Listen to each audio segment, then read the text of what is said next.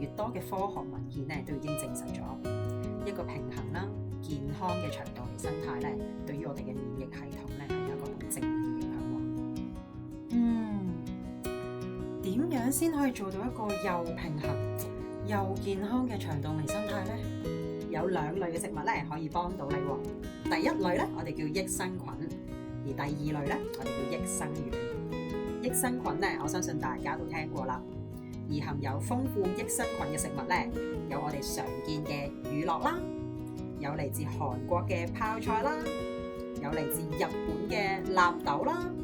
另外咧，仲有一啲發酵嘅蔬果飲品，好似酵素咁啦，都係我嘅摯愛嚟嘅喎。咁究竟益生元又係乜嘢呢？原來益生元係益生菌嘅食糧嚟嘅喎，而大部分膳食纖維豐富嘅食物咧，同時都係益生元豐富嘅食物嚟喎。今日就講住咁多先，下次再同大家分享更加多嘅營養小知識。如果大家有咩題材想知道或者有興趣嘅話咧，記得可以留言俾我哋喎。